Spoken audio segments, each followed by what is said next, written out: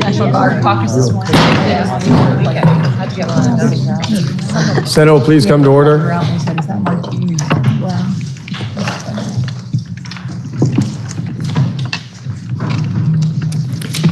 Today's devotional exercises will be conducted by Reverend Arnold Isidore Thomas of the Good Shepherd Lutheran Church of Jericho. Welcome.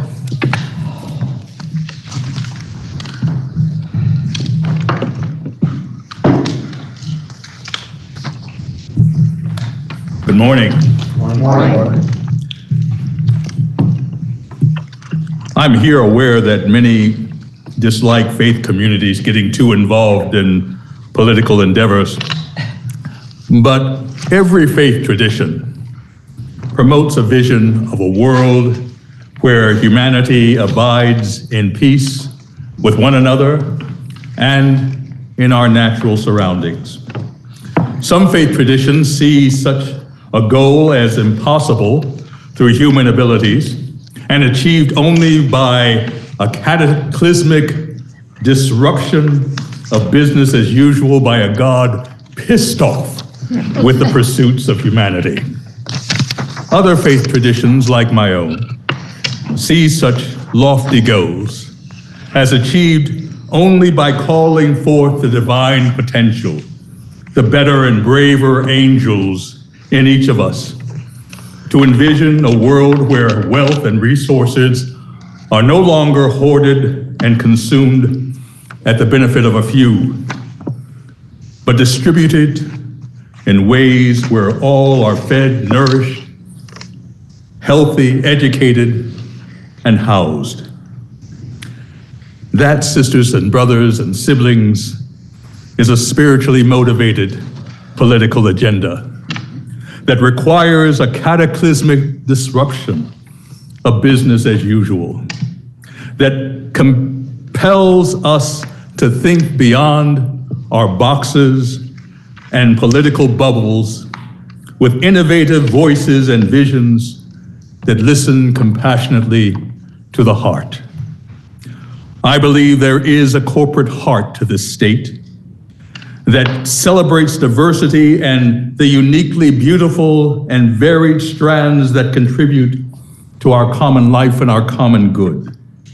I believe there is a godly goodness inspired not by divisions, judgment, and fear, but by a caring, compassionate love that is able to move beyond divisions, move mountains, and see new horizons. Show us your heart. Not a heart of flesh generated by limited funds and resources that benefit only a few, but a spiritual heart by which we are all inspired to move with compassion that inspires hope and erases margins, and as a result generates expanded funds and resources. I believe there is a corporate heart to this state that embodies a common good and a common longing for a better, achievable world where all may feel at home.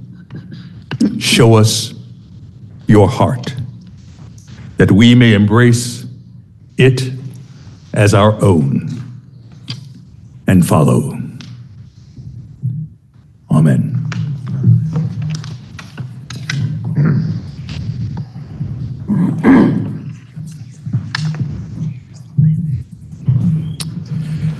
If you're able, please rise for the pledge. I pledge allegiance to the flag of the United States of America and to the republic for which it stands, one nation, under God, indivisible, with liberty and justice for all.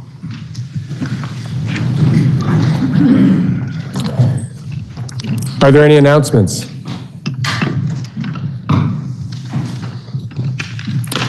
Seeing none, I would just like to welcome our senator from Chittenden Southeast back to the chamber. Welcome. And congratulations.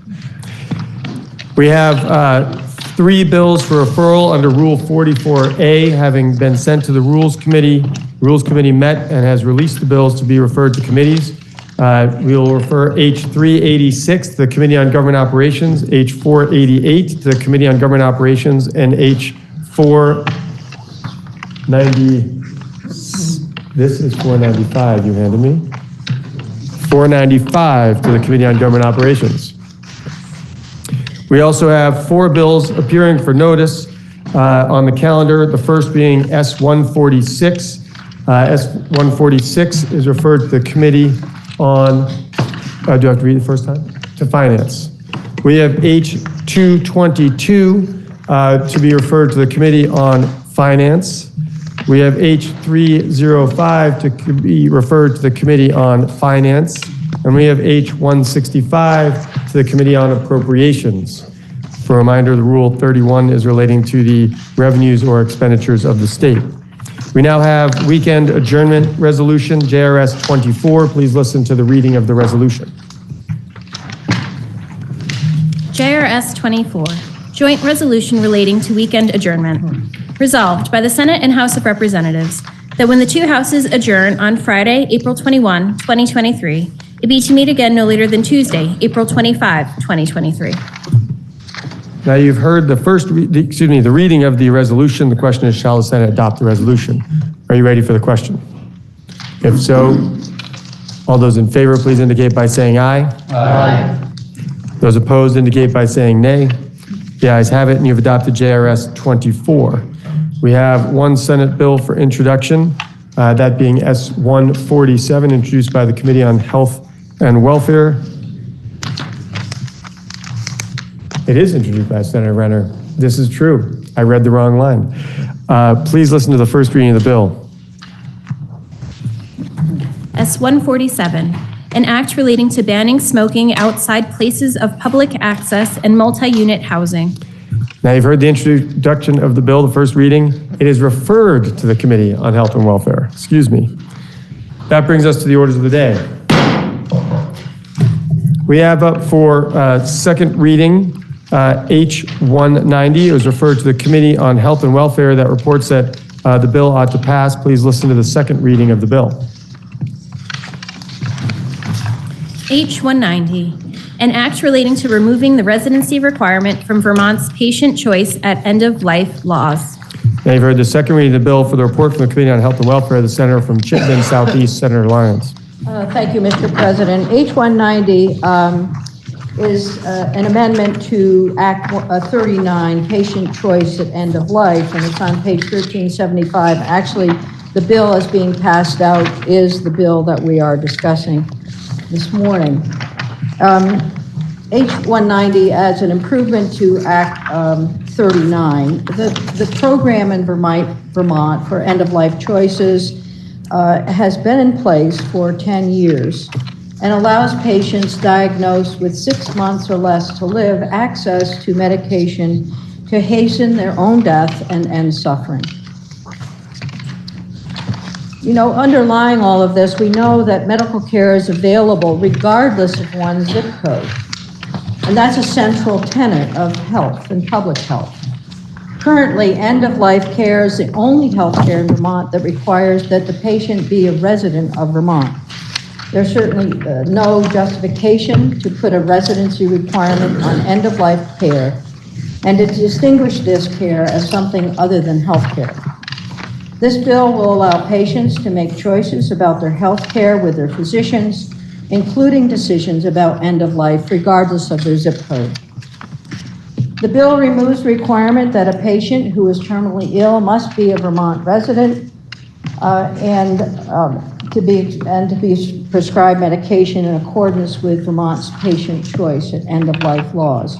Specifically, the bill makes changes in 2 areas. 1, the definition of a patient, and 2, the requirements for prescribers. I'll just walk through the language briefly, which you have now handed out. Section 1 updates the definition of patient for purposes of the chapter on patient choice at end of life and removes the Vermont residency requirement. Section 2 updates the requirements for prescription and documentation that provide immunity for the providing physician So by removing Vermont residency requirement for the patient. That is the bill, Mr. President. As we heard from folks, the bill was supported by the Department of Health and the administration. We did hear from Representative Garofano, the reporter from the House Human Services Committee, our legislative counsel, a senior policy and legal advisor from the Department of Health, David Englander, Diana Barnard, associate professor of family medicine at Porter Medical Center, Cindy Bruzzese, the executive director at Clinical Ethicist and Vermont Ethics Network, and she was very helpful in giving us information about the patient making informed decisions. Mary Hahn Beerworth, executive director, Vermont Right to Life, Jessica Oskey, an advocate, Amatal Heller, legal counsel for Compassion and Choices, Melissa Stacy, regional advocacy manager for Compassion and Choices, and Tony Keating, co-chair of Patient Choice in Vermont. Mr. President, the vote in committee was 4-1-0, and we ask the Senate's support for the bill as reported. Thank you, Mr. President. Senator from Chittenden Southeast, Central. Central. Thank you, Mr. President. If I might ask a question of the presenters. The senator from Chittenden Southeast is interrogated as a reporter of the bill. Mr. President, I remember the original debate about this bill very well. And as I remember, there are a series of safeguards built in to make sure that the person receiving the medication meets a good deal of criteria.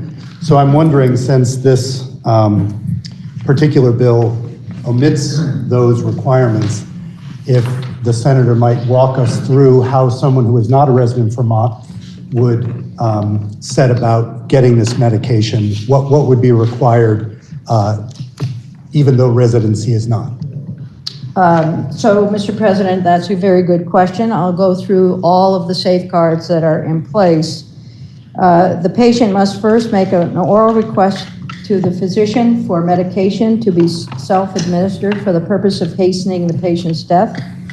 At least 15 days after the first oral request, the patient makes a second oral request. The physician offers the patient an opportunity to rescind the request. The patient must also make a written request for medication that is signed by the patient in the presence of 2 or more witnesses who are not interested persons, and that means not family members or others as defined in law.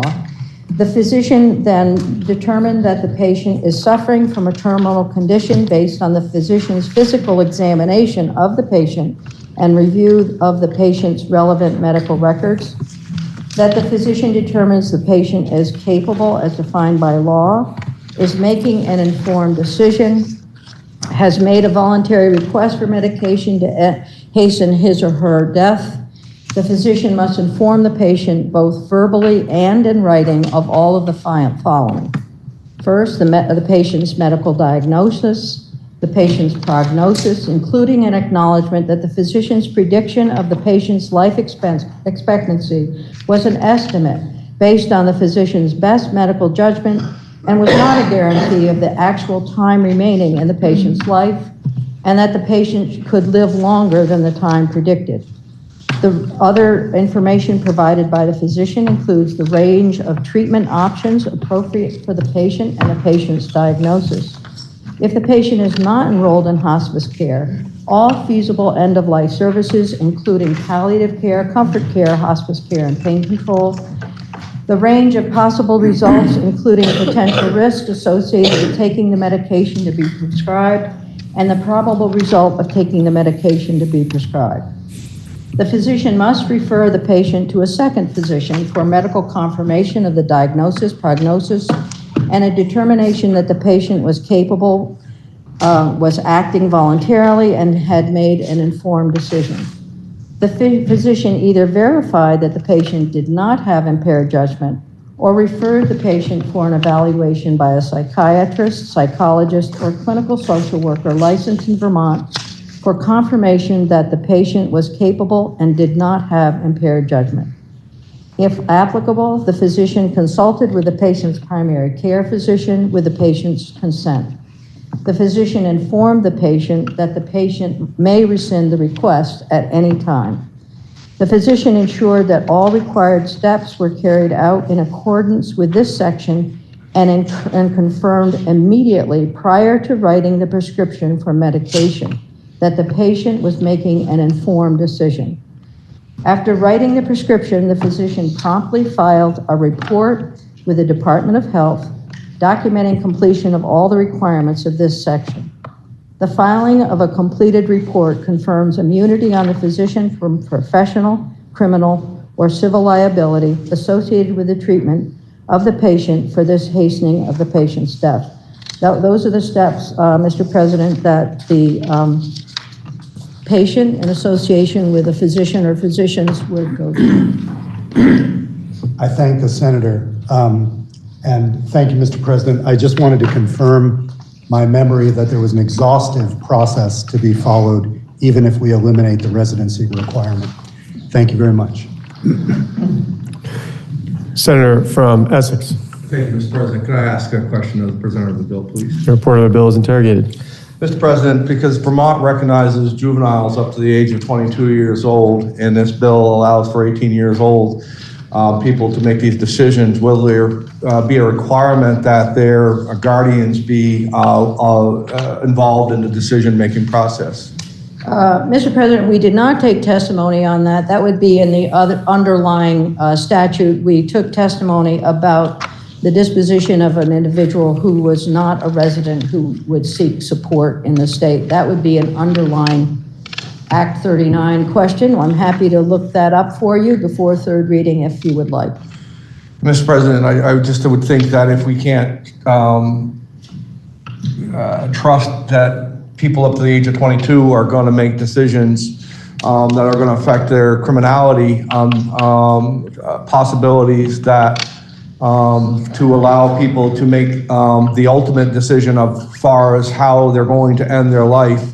I would think in my own mind that we would make sure that this age was up to the age of 22 to be consistent with all of the laws that we have within our state, not allowing people up to the age of 22 to be charged as adults. And I would love to see this age pushed to the age of 22. Thank you, Mr. President.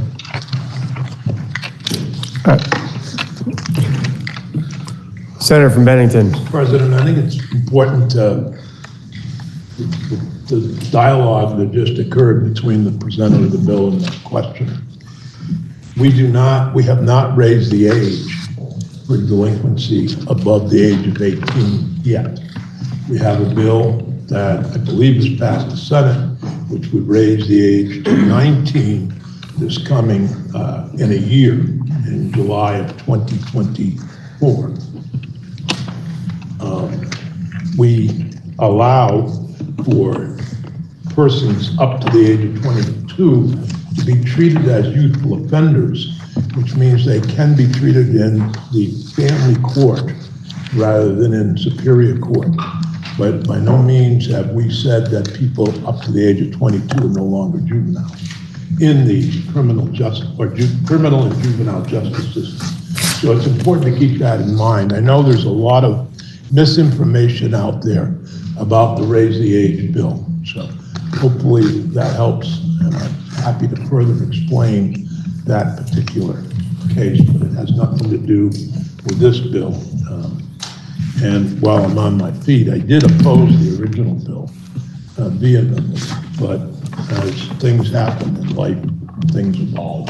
Thank you, Mr. President. The question is, shall the bill be read a third time? Are you ready for that question? If so, all those in favor, please indicate by saying aye. Aye.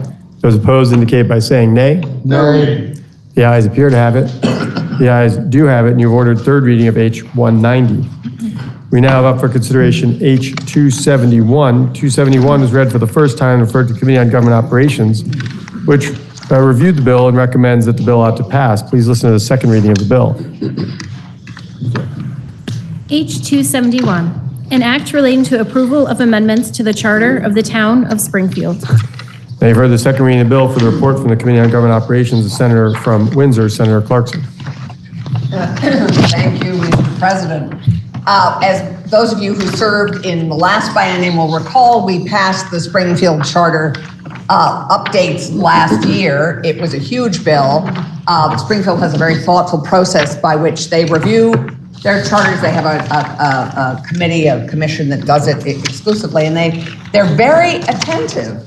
And when the past charter changes came to them, they actually identified several problems with it. And it turns out our IT system had mixed up cross-outs and underlines. And so what you see before you is actually simply a technical correction, which they caught, this terrific group in Springfield caught. And so what we're making are pure technical corrections to things that ought to have been underlined and or crossed out. So omissions were made that didn't make it through, and this is strictly a technical corrections bill, and we're very grateful to the Springfield Charter Committee, who so thoughtfully and meticulously reviewed the bill. As a technical corrections bill, it deserves a haiku. The Springfield Charter needs some help. IT failed it. This fixes the problems. Thank you, Mr. Oh, we heard from two people. We had two witnesses, the presenter of the bill in the House and our own very able legislative counsel. And the committee passed the bill 6-0-0, and we would ask for your support. The question is, shall the bill be read a third time? Are you ready for the question? If so, all those in favor, please indicate by saying aye. Aye. Those opposed indicate by saying nay. The ayes have it, you have passed, order third reading of H271. We now have up for consideration H89. H89 was read for the first time, referred to the Committee on Judiciary, which considers the same and recommends that when the bill is amended, the bill ought to pass. Please listen to the second reading of the bill. H89, an act relating to civil and criminal procedures concerning legally protected healthcare activity. Now you've heard the second reading of the bill, and for the report from the Committee on Judiciary, the Senator from Windham County, Senator Hashim. Mr. President, may I speak to the underlying amendment, or rather, the amendment and the underlying bill? You may. Thank you. Mr. President, it may feel as if we are experiencing deja vu, but I do want to assure the Senate that this bill is different compared to S37, which previously passed through this body.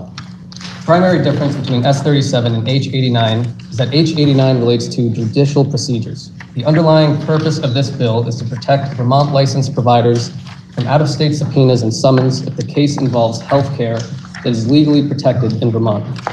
It would prohibit Vermont agencies and employees from providing information to other states to help with an investigation or proceeding involving legally protected health care.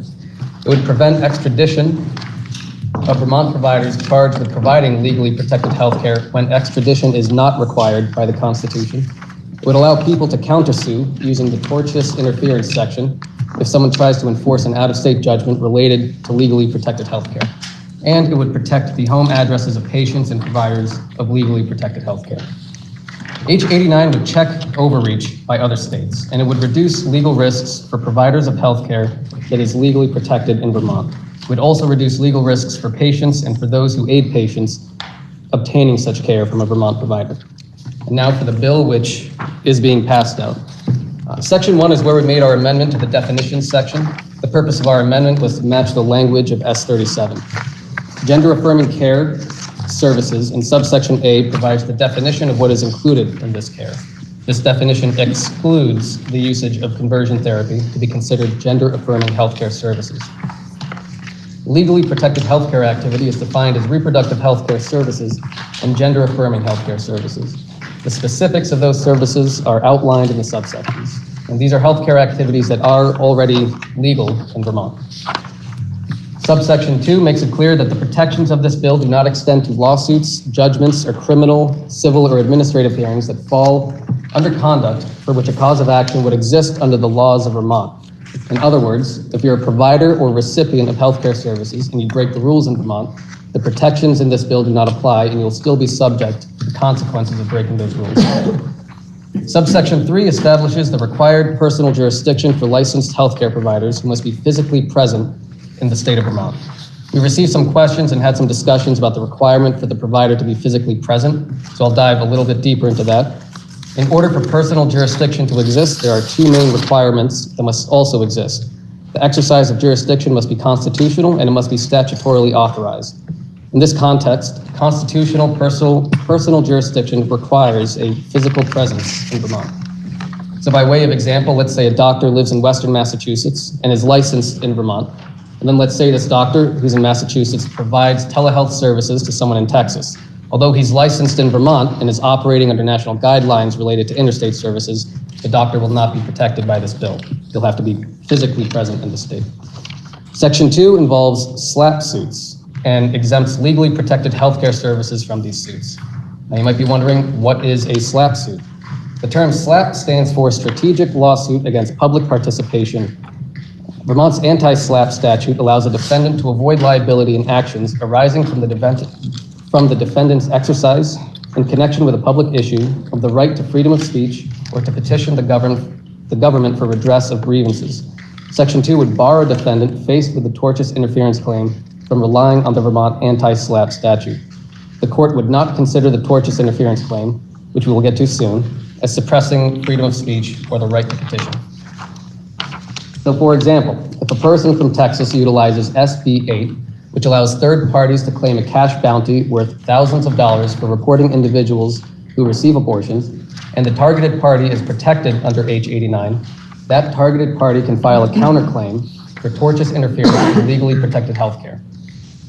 Following that lawsuit, the plaintiff in Texas cannot then say that Vermont's anti-SLAPP statutes apply to the counterclaim. Section 3 covers legally protected healthcare activity and the underlying definitions, as well as the section on tortious interference with legally protected healthcare activity. Abusive litigation is defined as litigation or other legal action that is taken to deter, prevent, sanction, or punish any person engaging in legally protected healthcare activity. This definition applies to filings or prosecutions in other states where the liability is based on legally protected healthcare activity that occurred in Vermont. There are also several other cross-referenced definitions in this section. In the new statute, 7302, this relates to tortious interference with legally protected healthcare activity. The beginning of this section establishes that reproductive healthcare services and gender-affirming healthcare services are a legal right in this state, and interference with that right is against the public policy of our state. The two main components to understand in this section is that it provides an aggrieved party with the opportunity to countersue if tortious interference has occurred. It also prohibits state actors in Vermont from cooperating with other states in certain circumstances. Now, before I go further, this is a good time to quickly discuss the full faith and credit clause of the U.S. Constitution. The simplified summary of this clause provides that states must recognize final judgments from other states. So, for example, let's say someone has a driver's license in Massachusetts that became suspended in the state of Massachusetts. Before the suspension, that person could drive through our state, and full faith and credit could recognize that they previously held a valid license and could continue driving in our state. However, full faith and credit will also recognize that now that their license is suspended in Massachusetts, they no longer have a license, and thus they cannot drive in Vermont. And the key point to remember is that full faith and credit does not apply to punitive judgments or judgments issued without proper jurisdiction or judgments that lack proper due process. Now, in this hypothetical driver's license scenario, if Massachusetts authorities told Vermont authorities to issue a Massachusetts fine and ticket for a license suspension, Vermont authorities would not do that, nor would Massachusetts authorities be able to issue it themselves because the violation happened in Vermont. Instead, Vermont authorities would issue a Vermont fine and ticket. So we're going to try transferring that same logic train to reproductive health care and gender-affirming care in the following sections and subsections. Subsection B, in the tortious interference with legally protected healthcare section, provides that any public act or record of a foreign jurisdiction that prohibits, criminalizes, sanctions, or authorizes a person to bring a civil action against or otherwise interferes with a person, provider, payer, or other entity in the state that involves legally protected healthcare shall be considered an interference with the exercise and enjoyment of the rights secured by the state and enumerated in our Vermont Constitution. Subsection C provides a statute of limitations for an injured party to countersue if they were subject to abusive litigation. The statute of limitations is 6 years. Subsection D provides that if a court finds for the petitioner, they may be authorized to recover damages and any and all other expenses, costs, or reasonable attorney fees that occurred as a result of the abusive litigation. Subsection E provides that a court may exercise jurisdiction over a person in an action authorized by this section so long as personal jurisdiction exists, and the person has commenced any action in any court in the state, and the jurisdiction is constitutional. Subsection F provides that abusive litigation does not include lawsuits or judgments entered in other states based on conduct that would lead to a cause of action in Vermont. Subsection G provides that attorneys will not be held liable if they are acting within the scope of their profession. Moving on to foreign judgments, which is 7303. This provides for a 5-year statute of limitations for the enforcement of judgments from another state, where those judgments are issued in connection with abusive litigation involving legally protected health care. 5-year statute of limitations is in line with what other states impose for the enforcement of foreign judgments. If a plaintiff from another state seeks to enforce their judgment in a Vermont court, our courts can enforce it if it gets domesticated, but only if the other state's court had jurisdiction over the individual who sought legally protected health care in Vermont, or the health care provider in Vermont, and only if they provided that individual with due process. The topic of jurisdiction in this example would require that the person seeking care or the provider have minimum contacts in the other state. Section 7304 provides an individual who's been aggrieved by abusive litigation to quash a subpoena that arises out of abusive litigation directed toward protected healthcare activity. This applies to people who are domiciled or found within Vermont, meaning this may apply to people who travel here to access these services. Section 7305 confirms that Vermont law will be the substantive law applied to any case heard in state court. If a case were to go to federal district court due to diversity jurisdiction, there would be a choice of law analysis done by the court. Statute 7306 provides that no public agency or its employees may knowingly provide support and furtherance of an interstate investigation or proceeding related to imposing civil or criminal liability for the following provisions. Number one, seeking or inquiring about legally protected health care, or number two, assisting any person or entity providing, seeking, receiving, or responding to an inquiry about legally protected healthcare activity. This section will not apply to any investigation or proceeding where conduct is subject to potential liability under the investigation or would be subject to liability under our laws, or any action taken by the judicial branch in judicial proceedings, or a public agency or its employees responding to a warrant or extradition demand on the good faith belief that the warrant or demand is valid in this state. Now we get to move on from talking about procedure and jurisdiction to talk about Section 4. Section 4 pertains to interference with access to healthcare facilities. This section prohibits individuals from willfully preventing a person's access to legally protected healthcare activities at a healthcare facility. This section also provides a definition of what a healthcare facility is, as well as cross-references to healthcare providers, legally protected healthcare activities, and physical obstructions. A violation of this statute is a civil offense, and offenders could receive a civil fine of $300. This section concludes by stating that constitutionally protected activities are not to be captured by this law.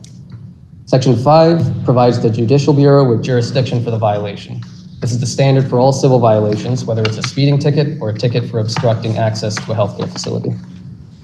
Section 6 pertains to extradition laws, also known as interstate rendition. Under federal law 18 U.S.C. 3182, if an executive authority from another state demands in writing that a fugitive from justice be returned to their state, and they are a bona fide fugitive from justice, our state will have to comply with the extradition request.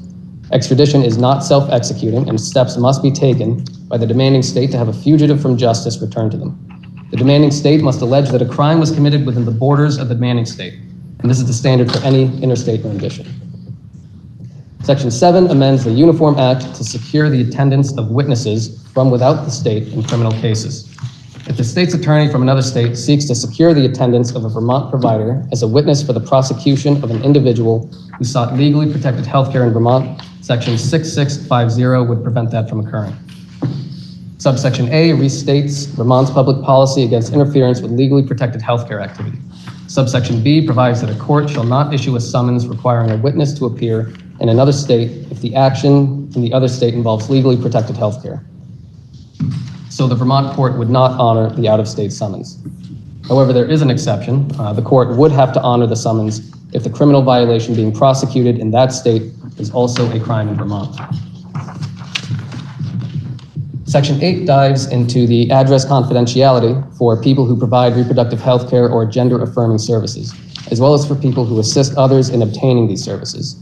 The next several pages are just cross-references and technical changes, but the substantive change to this comes from an addition made to 15 VSA 1152 in Section II on page 18, which adds a definition of a person providing, assisting another person in obtaining, or obtaining for themselves reproductive health care services or gender-affirming health care services in the state, as one of the groups of people who can participate in the address confidentiality program provided by the Secretary of State. Section 9 are the effective dates. I also want to provide some additional legal background to help listeners in understanding why this bill works when it comes to providing legally protected health care services to out-of-state individuals. The Privileges and Immunities Clause, Article 4, Section 2 of the U.S. Constitution, provides protections for citizens who travel between states and ensures that their fundamental rights are protected, regardless of which state they are physically present in. As it relates to the context of this bill, there is a Supreme Court case known as Doe versus Bolton, which held that because the Privileges and Immunities Clause protects persons who enter other states seeking the medical services that are available there, a state must make reproductive health care available to visitors on the same legal terms under which it makes them available to residents. I'd like to highlight some things that H89 does not do. It does not change Vermont's statutes or the medical community's guidelines related to reproductive or gender-affirming health care. It does not change the standards of care or how the standards of care are determined. It does not affect existing statutes or guidelines regarding a minor's ability to consent to such care. Mr. President, as we continue to see other states enacting punitive legislation for the purposes of attacking reproductive health care and gender-affirming care, it is necessary for us to implement this legislation to protect Vermont residents and healthcare professionals, as well as individuals who travel here to seek healthcare. When the controlling precedent in Roe versus Wade was overturned, the Dobbs decision made it so that the responsibility of protecting or restricting legally protected healthcare would fall onto the shoulders of the states. For as long as I've known, Vermont has made it very loud and clear, even before the Dobbs decision, that we will choose to protect and preserve access to reproductive and gender-affirming healthcare, as evidenced by codifying these rights both into statute, in resolutions, and in our Vermont Constitution. We heard from a long list of witnesses, including people or organizations who were in support or opposed or neutral in regards to this bill. I won't read the entire list, but if you have questions about who testified, I'll be happy to answer them. The committee vote was 4-1-0, and I ask for the second. Question is, shall the bill be amended as offered by the Committee on Judiciary?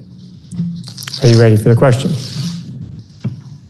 If so, all those in favor, please indicate by saying aye. Aye. Those opposed indicate by saying nay. Nay. The ayes appear to have it. The ayes do have it, and you have adopted the report of the Committee on Judiciary. The question now is, shall the bill be read a third time? Are you ready for the question? If so, all those in favor. Oh, Senator from Chittenden Southeast.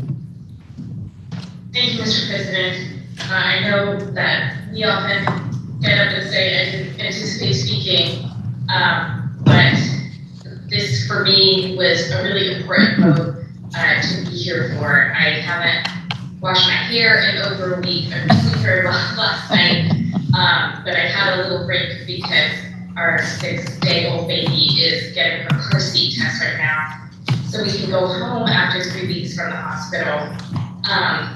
And I'm just really proud to vote for this bill today. I'm really grateful to the committee for their good work so that we can vote for this bill today. And I thought of a few reasons why.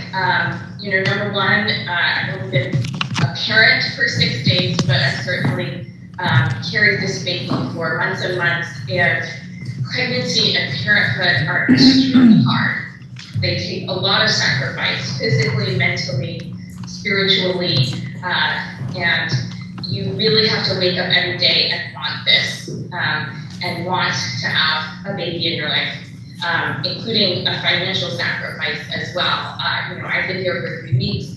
My husband slept by my side every day. We have talked to people who've been here much longer than that, and it takes a toll. You have to figure out what to do with other children, other family members, but you have to wake up every day and want this. I'm sure anyone who's a parent particularly knows that that's true, and we're just learning that as we go. And two, access to abortion and reproductive care are truly healthcare.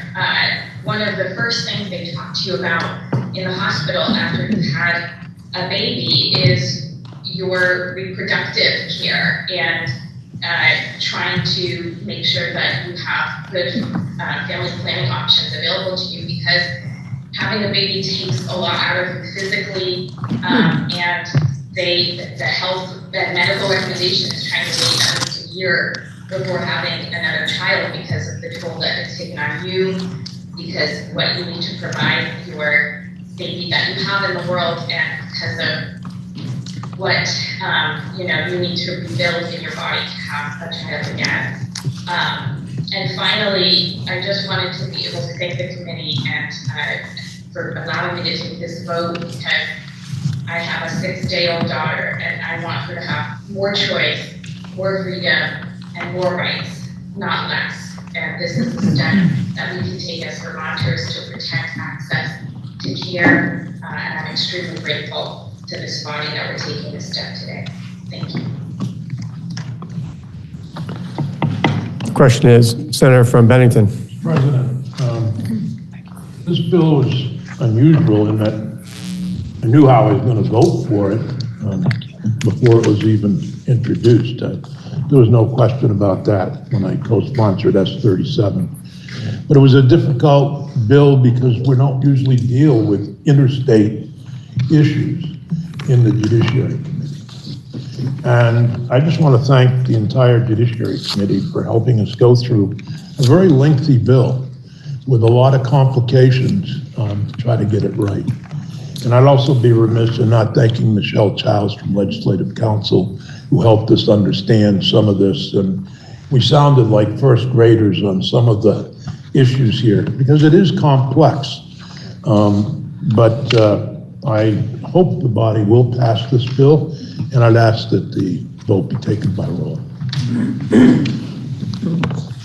Senator from Bennington has asked that when the vote be taken, it be taken by roll. The question is, shall the bill be read a third time?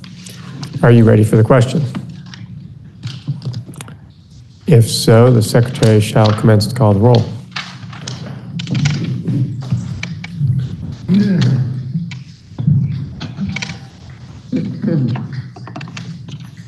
Senator Baruch. Yes. Senator Bray. Yes. Senator Brock. Yes. Senator Campion. Yes. Senator Chittenden. Yes. Senator Clarkson. Yes. Senator Collmore. No. Senator Cummings. Yes. Senator Bueller. Yes. Senator Hardy. Yes. Senator Harrison. Yes. Senator Hashim. Yes. Senator Engel. No. Senator Kitchell. Yes. Senator Lyon. Yes. Senator McDonald. Yes. Senator Mazza. Yes. Senator McCormick. Yes. Senator Norris. No. Senator Perschlick. Yes. Senator Ron Hinsdale. Yes. Senator Sears. Yes. Senator Starr. Yes. Senator Mihoski. Yes. Senator Watson. Yes. Senator Weeks. Yes. Senator Westman. Yes. Senator White. Yes. Senator Williams. No. Senator Renner. Yes. Please listen to the results of your vote. Those voting yea, 26. Those voting nay, 4. And you've ordered third reading of H89. That completes the orders of the day. Senator from Chittenden Central. Thank you, Mr. President. Pending announcements, I would move that the Senate stand in adjournment. until 1 p.m. Wednesday, April 19th.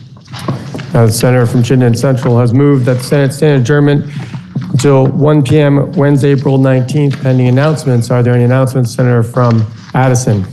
Thank you, Mr. President. The Senate Government Operations Committee will meet at 1:30 today. Senator from Washington. Thank you, Mr. President. I think this is the appropriate time, and I think I know the appropriate words.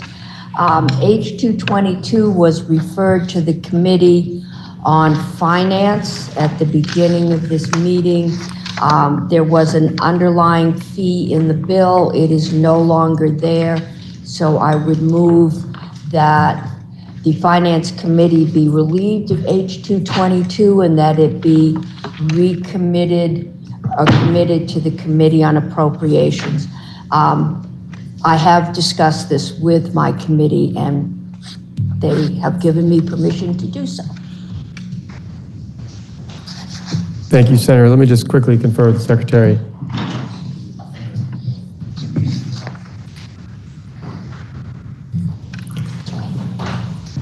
Thank you, Senator. Just for clarification, so folks understand, when a bill has the underlying bill or amendments to it affecting the revenues of the state, that was why the initial referral was made. Now, the senator from Washington has moved that the Committee on Finance be relieved of H222 and that the bill be recommitted to or committed to the Committee on Appropriations. Are you ready for the question? If so, all those in favor, please indicate by saying aye. Aye. Those opposed indicate by saying nay. The ayes have it, and you'll relieve the Committee of Finance of H222 and refer the bill to the Committee on Appropriations. Are there any further announcements? Senator from Chittenden Southeast. Thank you, Mr. President. Senate Health and Welfare will meet 5 minutes after the fall of the gavel. Chittenden, Senator from Bennington. Thank you, Mr. President. Senate Education will meet at 1:15. Senator from Addison. Thank you, Mr. President. Senate Natural Resources and Energy will meet 5 minutes after the fall of the gavel. We have witnesses waiting. Senator from Orleans. Yes, thank you, Mr. President. Agricultural will meet at 10:30. Thank you. Senator from Essex. Thank you, Mr. President. Senate institutions will meet at 1:15 today. Senator from Windsor. Thank you, Mr. President. Senate Economic Development will meet at 10:30. All of us have witnesses waiting. We were charged this morning in that wonderful devotional to show us your heart. And I have to say, I applaud the entire legislature. We showed our heart at Cabaret and raised $2,700 for the Vermont Food Bank. Thank you all. So that was great. And the, let's see, what are all the things in my brain? Senate Democratic Caucus will meet at 12:15 in the lounge. Please bring your lunch. We are going to have a great discussion on the bottle bill. Senator from Washington. Thank you, Mr. President. Senate Finance will meet at 1:30. Are there any further announcements? I have a brief announcement for the senator from Windsor. Senator Clarkson, that was a solid report. Springfield says thank you.